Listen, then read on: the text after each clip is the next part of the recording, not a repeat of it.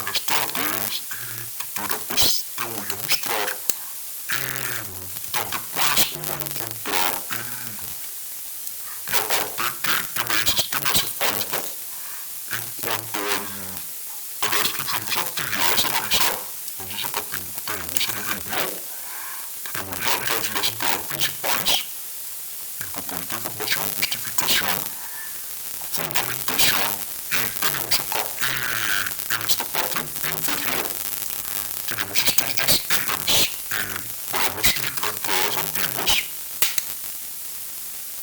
y podemos evidenciar la experiencia de aprendizaje con los tres momentos paso por paso de las actividades de los niños. Tenemos también como una educación apertura al parque donde se basa la experiencia de aprendizaje. Y por último encontramos las referencias bibliográficas, tanto las bibliográficas como las de los contenidos gráficos del blog. De esta manera tenemos todo el contenido expuesto en el blog, sino que no se evidencia en primera vista. Ahora vamos a la página principal de las primeras entradas y entradas antiguas, entonces ya vamos al final.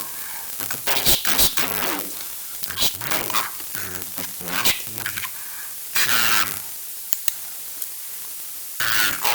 simple vista, como a primera vista, tú puedes ver una, dos, tres entradas. Es como lo que tú ves a primera vista, tres entradas. Al segundo, digamos, el blog se describe o se determina en dos espacios. En el primer espacio pues, se presentan las tres primeras entradas y en el segundo espacio se presentan las otras dos.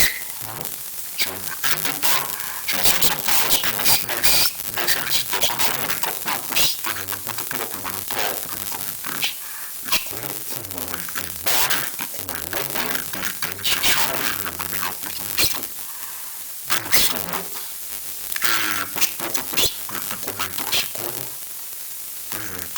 digamos que te muestro como la dinámica del recorrido para que pues se te facilite ya volver como a revisar los contenidos que